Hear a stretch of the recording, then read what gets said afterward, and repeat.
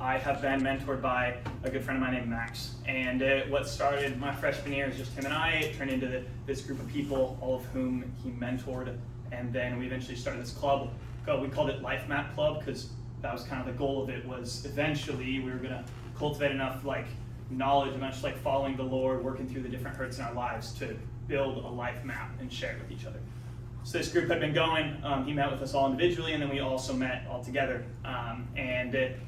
Last semester was the culmination of it. We were all going to meet, and every week a different person was going to share his whole life map. And a life map is like how we did, is a huge long paper, and you have a column for each year of your life. And we did sticky notes, see color code, this one's for girls, or this one's for athletics, and this one's for, and so you trace these things throughout your life, and then people actually get to know you a lot. And all of us had done semesters of work understanding the wounds that we have, the things that affected us really deeply, the friendships that were broken, relationships, stuff like that.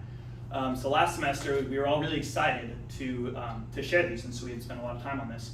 And the time that we chose, though, was 9 to midnight on Tuesday nights. And for me, who has practice every morning, and I late night Sunday night, late night Wednesday night, I felt very I can't commit to this, because they didn't want you can go one day and not go the next week, or if you're coming, you're going to be here every week. So after praying about it, I felt like this was something that the Lord didn't have for me this semester. And that was pretty hard for me to realize, but I stepped out of it. And the really hard part about that was that they met in the lounge that was 3 doors down from me. So every Tuesday I'd see them all walk in and say hi to all of them, and then I'd go to bed while it's 3 hours of bearing each other's, carrying each other's burdens, listening to their stories and things like that. And slowly through the course of the semester, it was this group's growing closer and closer and closer, and I'm not. And that was really hard for me. And one day after I shared my life map with just Max, and I was talking to him, and it was why do you think that the Lord doesn't have me in this group? Clearly this would be so good. There's a time when I was really going through hard stuff last semester, and it was well, if these guys really knew my life map, if they knew my whole story, then they would probably be able to understand me a little bit more. And I just felt the Lord tell me, Luke, but is it enough that I know you? Is it enough that I'm with you, that I know you fully? And for me, much of last semester, it wasn't. And that was really hard for me. Is it enough that God knows me fully? And for Gideon in this story, it's not either. In Judges chapter 6 is where we'll start. And Gideon comes in, and they're being oppressed by the Midianites. Judges 6 in my Bible, page 205, so that's helpful for you. So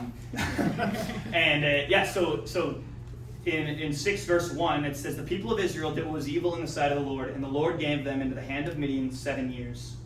So it's classic that Israel is unfaithful and God sends oppressive punishment. And 7 years is less time than the past one, but what the Midianites did in this oppression was they pretty much created a famine for Israel, where anytime people were seen harvesting their crops, anytime they were seen doing anything like that, the Midianites would come and take it. So Israel was in a time of famine. And this is when Gideon comes in, because for Gideon, God is not enough. For Gideon, he experiences the presence of God again and again and again. He experiences the patience of God as he tests God again and again and again. And then he experiences the power of God. But the whole time, God's not enough for him. And as you read this story, the first point in this story is God's presence meets Gideon. When the angel of the Lord comes to Gideon, and he's threshing wheat in a wine cellar. And if you don't know what that is, threshing wheat, you pretty much have your wheat, and you throw it up into the air, and the wind takes the chaff, and the wheat comes down to the ground, which is great. But so Gideon's so fearful that his wheat's going to be taken away that he does this in a wine cellar, which is a hole in the ground. So he's pretty much throwing up wheat, but there's no wind, so it all just comes back down on him. So it's dude, this is pointless. What are you doing? It's and it's just because he's afraid. He's so afraid of the Midianites. But when God meets him, he comes to him in chapter 6, verse 12. He says, and the angel of the Lord appeared to him and said to him, the Lord is with you, O mighty man of valor. And if you're paying attention, that's not who Gideon is. He's not a mighty man of valor. He's a coward at this point. He's hiding. And Gideon says, the Lord says to him again in verse 14, go with this might of yours and save Israel from the hand of Midian. Is it not I who send you? And that's kind of the crux of this whole narrative is God is with Gideon. And is that enough for him? And right now it's not, because Gideon says, please, Lord, how can I save Israel? Behold, my clan is the weakest, and I am the least in my father's house. But in verse 16, the Lord says to him, "But I will be with you, and you will strike the Midianites as one man." So this is God's constant refrain in the same way that it was with Moses. When Moses was doubting God, he said, "But I will be with you." And Gideon's built up very similarly to Moses. And Gideon's doubtful. And so Gideon says, "Lord, like, show me a sign that you're really with me." And so Gideon makes an altar, and God comes down in fire, and he soaks up that altar. And so Gideon sees the presence of God, and so God tests Gideon in that way, and he meets Gideon with his presence, and he meets Gideon right where he's at. And that leads us to verse 2, is that in that God continues to be patient. God's patience forms Gideon. So after Gideon tests God, God returns with a small test for Gideon. And he wants Gideon to tear down this altar to Baal that's in his father's house. So it's in chapter 6, verse 27. God tells him to do it, and so Gideon took 10 of his servants and did as the Lord has told him, but because he was too afraid of his family and the men of the town to do it by day, he did it by night.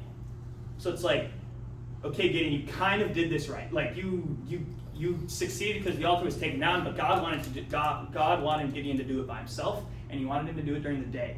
And Gideon sent 10 servants to do it, and he did it at night. And so it's like, okay, you passed. Like, you got a D, I guess. Like, you didn't fail this. You do have a little bit of faith. And what's crazy is God meets him in that faith, and God works with him, and God has grace for him again and again and again. But Gideon's not really growing. He's seen the presence of God, but he's not taking the next step. He's staying where he's at. And then later in verse 34, the Spirit of the Lord comes upon Gideon.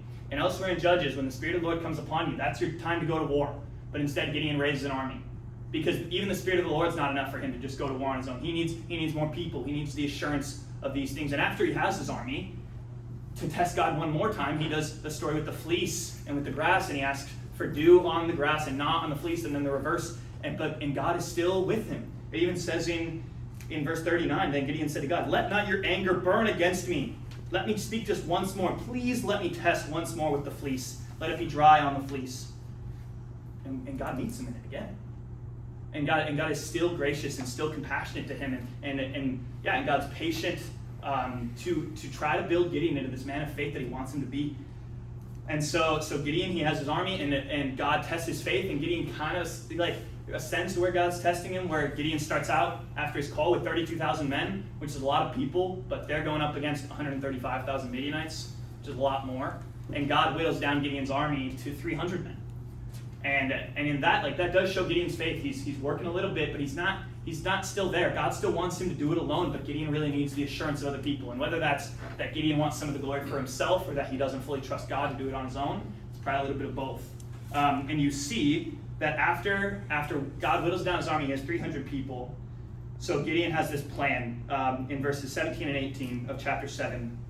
He says, and he said to his people, "Look at me and do likewise. When I come to the outskirts of camp, do as I do. When I blow my trumpet, and all who are with me blow their trumpets, also on every side of the camp."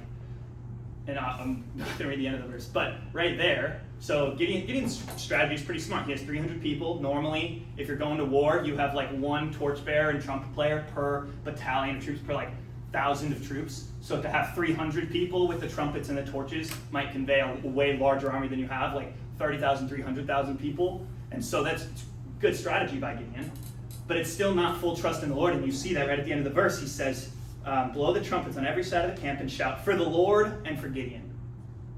And it's like, dude, like, come on. Like, we've been through this. You've seen the Lord come down in fire. God spoke to you.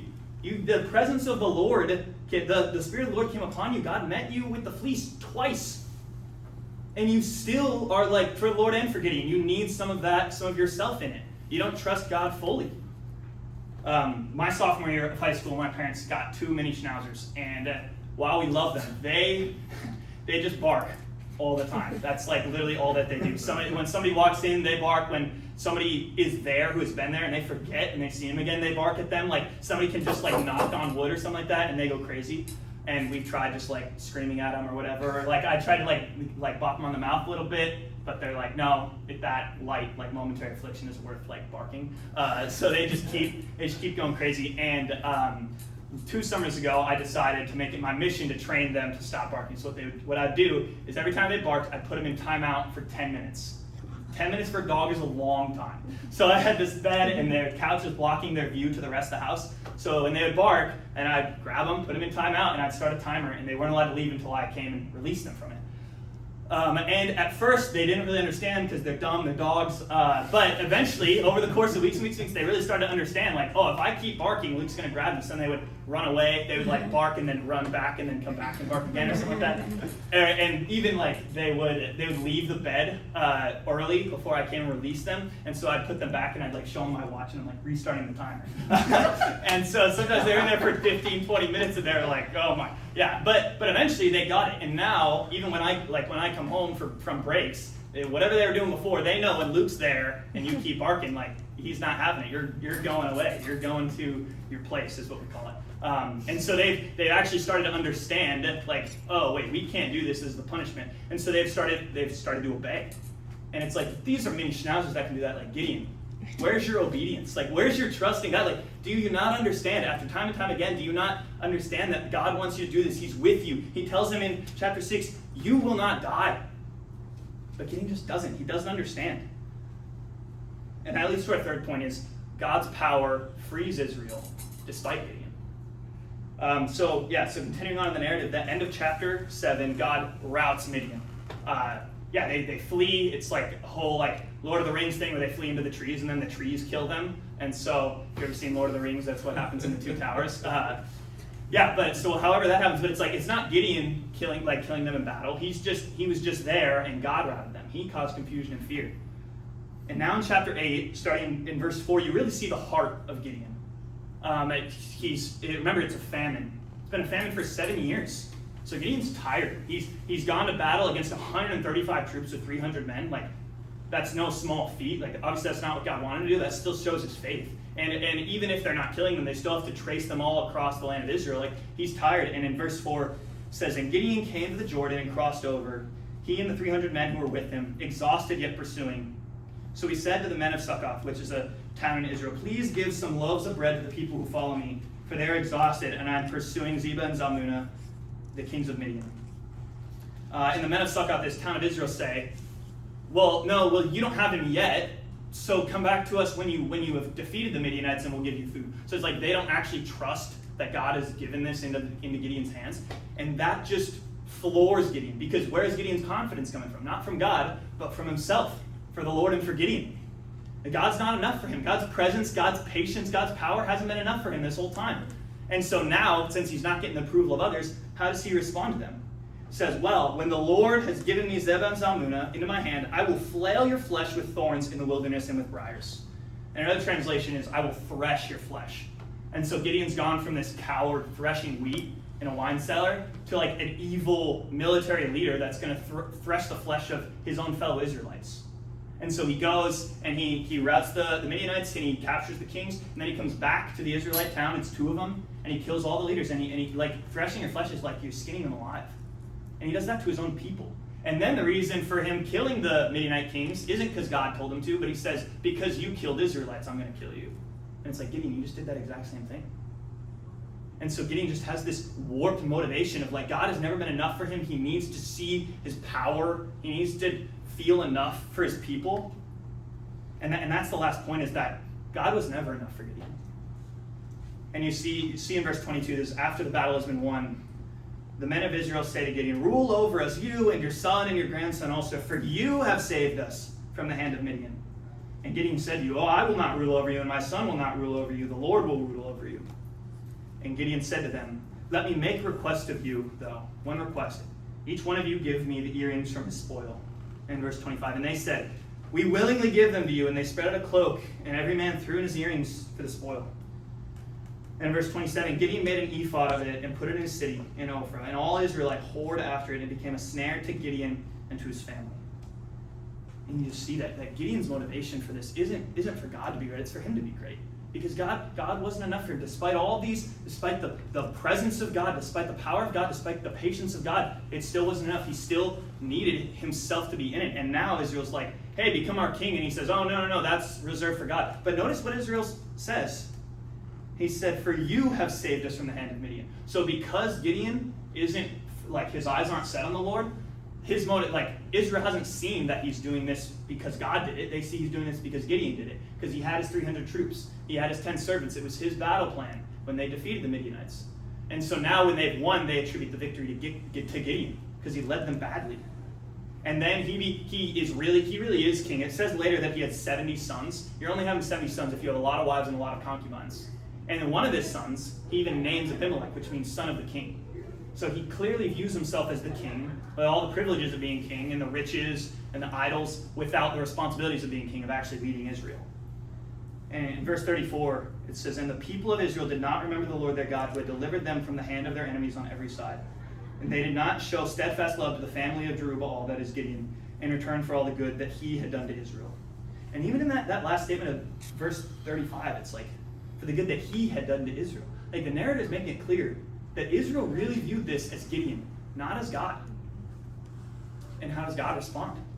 In verse 28, it says, "So Midian was subdued before the people of Israel, and they raised their heads no more. And the Lord let the land have rest in the days of Gideon for 40 years. And when I read that, I was like, God, like, what's up? 40 years of rest because Gideon's an idiot? Like, that doesn't make any sense. But it's because, is God enough? Yes, God is enough. Even though God wasn't enough for Gideon, he was still enough for Israel. Even though Gideon never acknowledged this, God still had his way with what he wanted to do. God still used Gideon to provide 40 years of rest. And if that's what God did to Gideon, first of all, like, imagine what he can do with you, who's not, like, setting up idols in your house. But then also, ask yourselves, is God's presence enough for me? Is God's patience enough? Is God's power enough? Is God's presence enough when you're going through struggles in ministry? Is it enough when you want to quit Mondays? Is it enough when you are going through troubles in relationships? Is it enough when you're left out of tons of relationship building in the small groups that you're in? Is it enough for you? Because for Gideon it wasn't. But the same God who saw Gideon through all those times, God waited for Gideon while Gideon said, "Let me leave and go make a sacrifice. Can you wait here?" And God said, "I will wait here." And he stayed there waiting for Gideon to come back to the sacrifice. And then God showed himself to him. And then the same God put the Spirit of the Lord on Gideon. And that's the same Spirit that we have in us. And that's the same God who, after Gideon tested him like 4 times, God still provided a way of, God still used his power to rout the Midianites. That same power we have when we're going through these things. Is that power enough for you? And it is. So let it be. Because it was enough for Gideon. And we don't want to end up like Gideon. We don't want to end up like failing and making it all about ourselves. And so let it be enough. Trust God's power. Trust his working. And do that by just coming before him. If that means trust God's patience by waiting before him. Trust God's presence by sitting with him. And trust God's power by watching for him.